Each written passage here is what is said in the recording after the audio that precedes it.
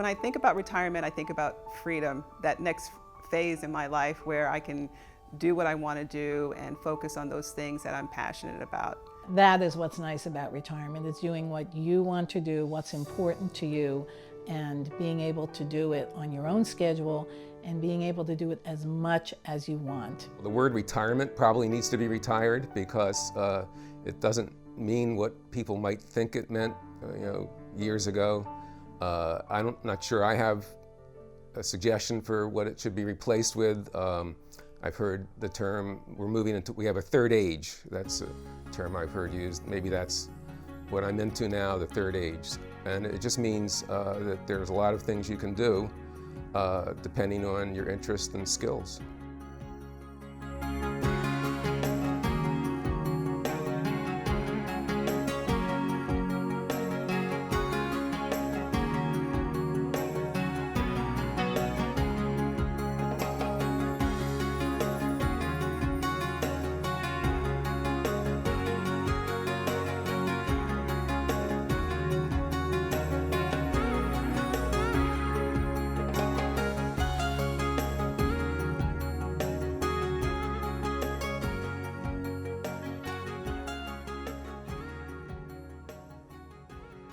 Hello, I'm Ann Hall. Welcome to Mature Living, a program that features topics of interest for older adults. A handshake, a gold watch, and then a silent walk into the sunset. This is how we once imagined retirement. In fact, one dictionary defines retirement as withdrawal from one's position or occupation or from active working life, a place of seclusion or privacy. Today, however, retirement can involve a variety of active lifestyles, including traveling, taking courses, pursuing an artistic interest, and volunteering. It can also involve taking care of family members, young and old. Some people decide to continue working for financial or personal reasons. Others change careers or start new businesses. This wide variety in retirement lifestyles can make planning for retirement a bit daunting. Retirement counselors tell us that our retirement experience will depend on financial preparedness, as well as how well we understand who we are, where we've been, and what we want. In short, retirement can even mean not retiring. On a previous Mature Living show, we discussed financial preparation for retirement. Today, we're going to focus on planning for an active and rewarding Encore. To find out more about this perspective, the producer of Mature Living recently talked with Dorothy Keenan, a Fairfax County retiree and an active participant with the Positive Aging Coalition. Let's listen in. Thanks, Ann. Dorothy, thank you so much for spending time with us today. To get the conversation started, let's talk about this subject of retirement and how the thought has changed from traditional ways of thinking to what we're looking at retirement, how we view it now, and maybe why that has taken place. Well, the people who are retiring now are boomers. Boomers are born between 1946 and 1964. The generation before us, the greatest generation, looked forward to a life of leisure in retirement. They looked forward to playing golf and having fun, but what we're finding that people nowadays are looking towards something very different in retirement. They may not retire. They may continue to work part-time, or they may continue to work well into traditionally retirement years. But I would say that almost all the people who are retiring right now are looking for a life that gives them some purpose, some kind of a purpose and passion. And this is what people are looking for in retirement that's very different than retirement before this. And why would that be happening? Well, people are living longer, and you have more of an opportunity to work into those retirement years. And if you really loved your job, maybe you will want to continue with working in that part-time, or perhaps finding a brand new career, something that brings purpose to your life. So if you have a career that would be making a difference in the world, that would be a purposeful life. Dorothy, three concepts are bandied about. It's generativity, life legacy, and experience dividend. Tell me about what those mean, and and how it comes into play with retirement as we know it now.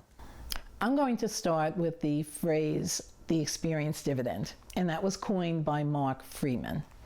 So the experience dividend is, never before have so many with so much knowledge had so much time to use it. That phrase is known as the experience dividend.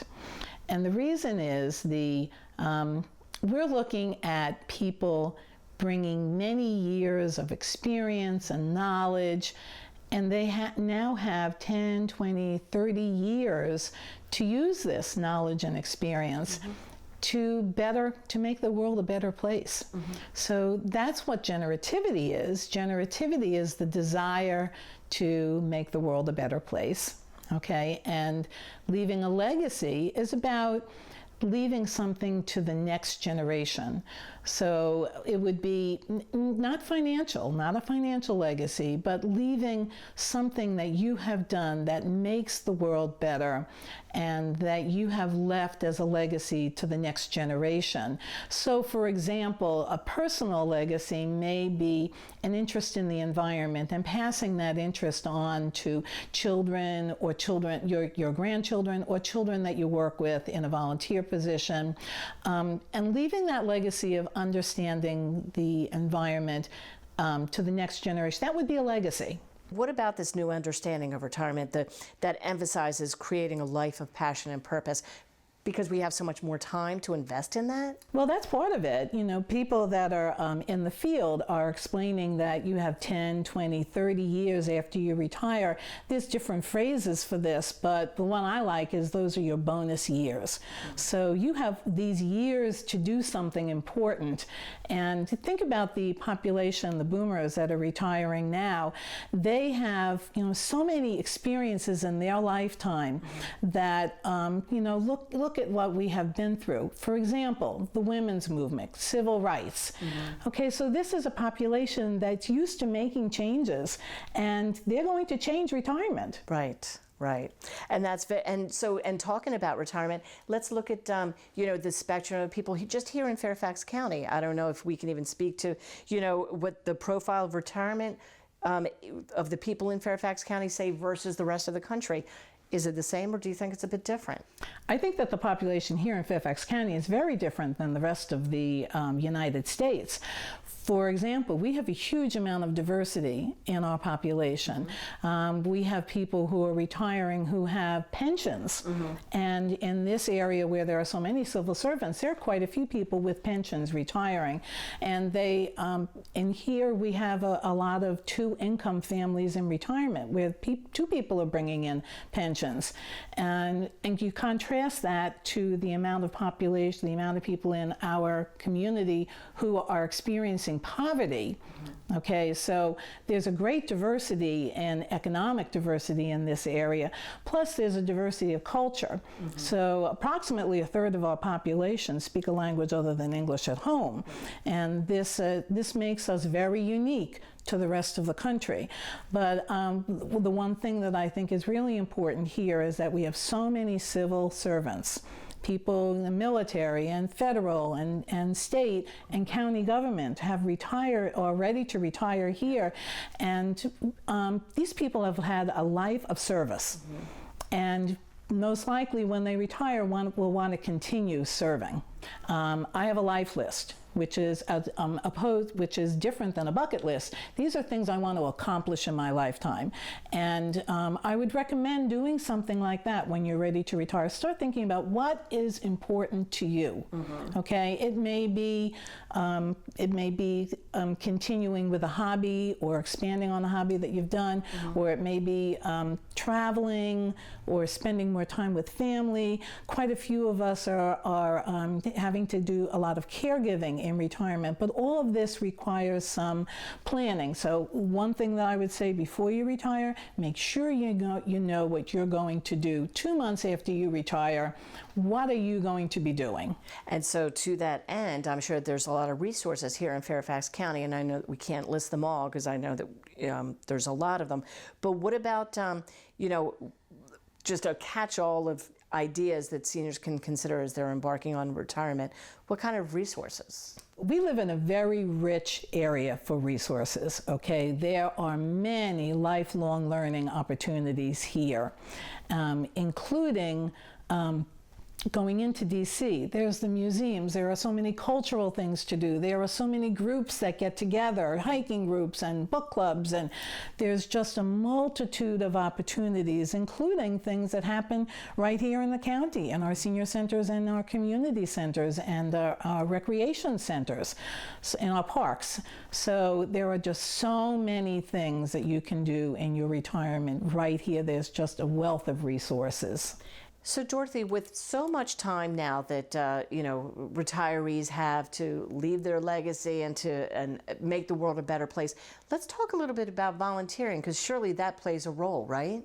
And this is exactly why I think that living in Fairfax County is such a great place to be, because there are so many people, retired civil servants, who do want to still give back.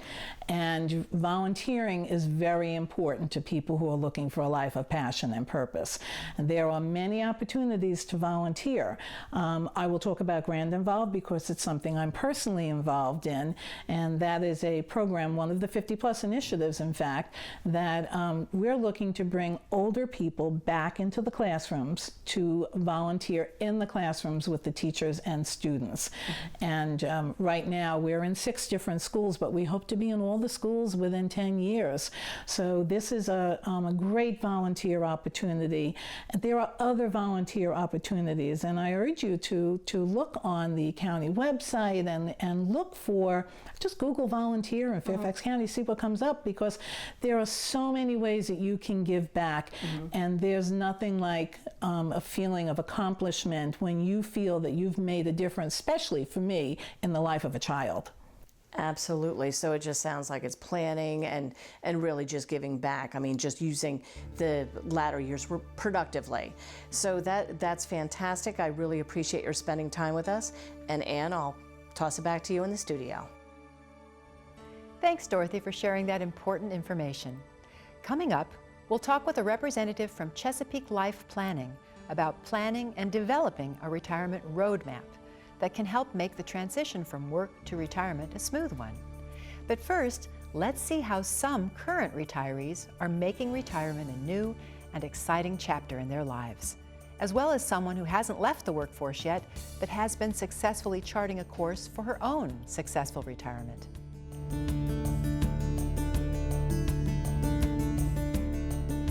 I retired from Fairfax County government after 23+ years. I had been an information technology program manager. I had seen too many folks retire who got to their retirement date and didn't have a clue what they were going to do when they woke up the next morning. And that really concerned me, because I was looking at retirement as, like when I graduated from high school, I had a whole new world available to me, and how was I going to make sure that the years that I had left were going to be productive ones and happy ones. Before I retired, I was already involved with volunteering. So I knew that when I retired, I was going to be able to do a little bit more of the pet therapy work I wanted to do. By having planned so well, I knew that the minute I walked out the door of the job, what I was going to be doing for the rest of my life. One of the things that I really like is that now where I'm retired, to do your shopping, to do your errands, to do appointments. Before you were always trying to fit them into your work day, or having to take leave, or doing late evenings or on the weekends. Well, now I can do it pretty much whenever I want to do it, and I can avoid the traffic, which can be horrific around here. I find I can get into my grocery shopping and get that done way quicker, because I can go when the crowds aren't there. I can take my time. You can do whatever you want to do, and you're the one who's responsible for what is going to become the rest of your life. No one else can make you happy. No one else can make you feel that you're contributing. You've got to make that decision. And especially if you decide you're going to stay in this area, the opportunities to either learn something new or to volunteer in the community are endless. Well, I was fortunate enough to have a 39-year career at the National Highway Traffic Safety Administration. I was involved in research on driver distraction, controls on the instrument panel, older drivers, headlighting, rear lighting, all the things that help drivers prevent a crash from occurring. I took advantage of a retirement class that my agency offered just to help give me some ideas of what to think about.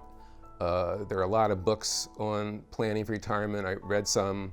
I got gifts of a few from well-meaning friends. It's been worked out fine for me so far because I have a lot of interests and I didn't have any specific thing I wanted to segue into. After 39 years in highway safety, it was kind of hard to let go of that completely, so I've stayed involved in that in different ways. I've been occasionally been hired as a consultant and done a few speaking engagements and have done stayed involved in volunteering in the highway safety community as well. One of the things I thought I'd be concerned about that turned out to be a non-issue was losing my identity and that as a professional, that turned out to be not so bad. About a year after I retired, I took accordion lessons and I'm still taking them. And it's a lot of fun. One of the hobbies that I've had for a long time is garden railroading, which is a combination of model railroading and gardening, so it's outside the yard, and my wife and I like to garden, and so that seemed like a nice thing to do together. I've also gotten involved in my community association and an organization called the Braddock District Council, which is an organization of different community associations, civic associations, homeowner associations. Where there was a vacancy on the Commission on Aging, I applied and was appointed. And basically what the commission does is to advocate for seniors in the county and help inform the citizens about all the services that the county provides and some of the community associations provide as well. A lot of my friends have already retired, you know. I have a few friends who are like me, close to retirement. But everyone seems to have a plan. Well, you know, I studied communication arts and design when I was in school and wasn't that good on illustration, so photography and video became my passion. So I was lucky enough to get a job doing video production and producing.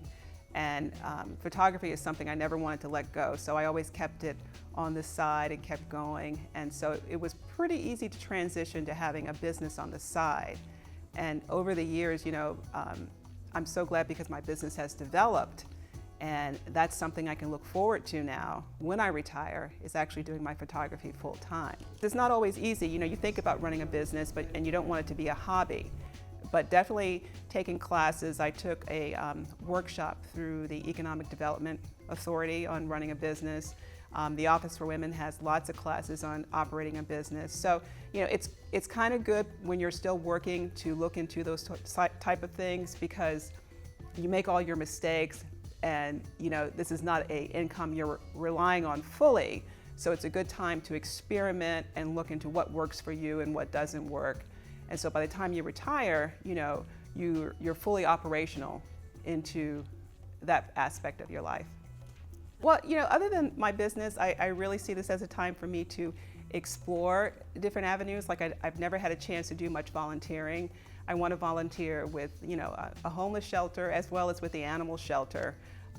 So, you know, it's a really good time for people who have been working full time to, I think, get out in the community and give back to the community. And, you know, so I see myself having more time to do that. I think we're a lot healthier, and I think a lot of baby boomers don't think of themselves as being old. If you still feel good and can get around, it's like, well, you know, I still feel young and energetic. So, you know, it's just a time to explore more of those things you're passionate about.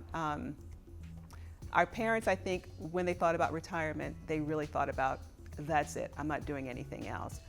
But I think currently most people who are, around my age, they think about the next phase in their life, whether that's doing those things like traveling or going to another type of job, but having the time to explore those things that they love. But retirement is definitely something that I'm looking forward to.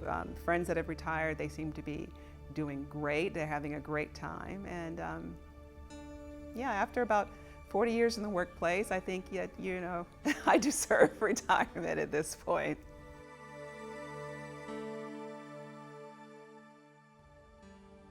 Welcome back.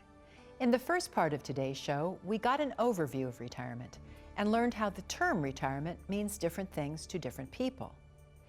In this segment, we'll discuss how to develop and implement a retirement roadmap for those who are close to this phase in their lives and want to better prepare for their own encore.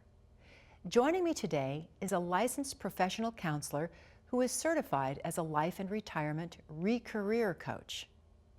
First, Dee, tell us what a life and retirement coach is. A life and retirement coach is someone who helps clients who come to them who are looking to change something in their lives and set new goals for themselves. So the coach helps them to clarify those goals through powerful questioning, listening empathically, and also helping to overcome any obstacles that might be in their way. Dee, tell us about your own transition. My own transition began when my husband wanted to talk about retirement, but I was not ready. And I was really into my career and having a great time. But as he was turning 60, it was really important to him to be able to have a conversation with me. And as life would have it, my family became my teachers because several of my immediate family members started becoming ill with serious illnesses. And it helped me to get perspective on life in general. Now, my family members are doing well, but several have passed away. However, what it did help me to do was to get my own education around this transition to retirement, and also to have conversations with Tom so that he and I could plan for our future together. So what is the biggest challenge that people face when they're retiring? I think the biggest challenge for people going into retirement is realizing that they really need to plan. People end up planning more for a vacation than they do for retirement. And because we have longevity, that we have 25 to 30 years longer than our grandparents and some of our parents are having, that we have to find a way to use our skills, our talents, our education, because we are in terms of a generation, the most educated, skilled, and experienced so far. Millennials are coming behind in terms of size. They've just outnumbered us. But we really need to realize the importance of making sure that we're giving back to our communities and we're planning how to use all of our talents. And so what I like to do is to talk about what work provides for us and how we get those needs met outside of work. I've created an acronym called Work Provides. The first is wages, the second is order or structure, the third is relationships, and then knowledge, purpose, recognition, opportunity, value, identity, direction, experience, and stability. So those are the things that work provides for us, and if we don't find a way in our retirement to plan those into our lifestyle, it's going to be difficult. Some people do it with ease, but other people have a more difficult time and get very anxious about it. So this process helps to relax them into the whole concept of retirement. When you're seeing a new client, where do you begin? I usually begin with talking about what work has meant to them, what they've done in their work, what they are going to be happy leaving, but what did they really enjoy? It's good to always end with the positive. What did they like about their work? And another way of working with this, along with Work Provides, is to have them look at their of the building blocks of their lives. And that includes work and or volunteering if you're retired, you're taking good care of your health, managing your finances, having good healthy relationships, and having leisure activities in your life and personal growth. So if we can begin there by looking at those areas of our lives and deciding what we want to do, what goals we want to set. They don't have to be set in concrete, but just having an idea as to what you want to do in those aspects of your life, then you begin to start planning. So Dee, what are the elements of a good retirement plan? I think the most important thing is to stay engaged and find purpose. Engagement and being with people, the research shows that people live longer, they're healthier, they're just happier. And then having purpose, that you've got something that pulls you forward, that gets you up in the morning, that you can really have some passion and enjoyment with, are the two most important things. And also making sure you maintain your health, because without your health, it's hard to have a successful retirement. Dee, can you tell us about some of the tools that you use to help people develop a retirement plan? There are several assessments that I use. One is for individuals and another is for groups. I also have clients do a timeline in terms of the events in their life that they are really happy about and did very well with, and maybe those that weren't as successful, and finding the strengths that they use during those transitions and how they can apply them to their retirement transition. So now, how would you characterize a successful retirement? I think a successful retirement is really when you feel good about what you're doing in your life, you're giving back, and you're living the legacy that you want to be leaving, because our generation is really modeling for future generations how to do retirement, because we are having to redefine it, and there aren't any roadmaps, but we're creating those as we go along. So I think that is really, if we can do that well, I think we've accomplished a lot. So how do people find a retirement coach? You can find a retirement coach by just Googling retirement coaches, and a variety of websites will pop up and you can explore those websites. And it's really important to make sure that the coach is certified. That's the most important thing. Dee, thank you so much for providing such great information on retirement. Thank you for inviting me. Although there's no right or wrong way to prepare, we've given our viewers some good information as they consider or even revise their own Encore. And thank you, our viewing audience, for watching this edition of Mature Living.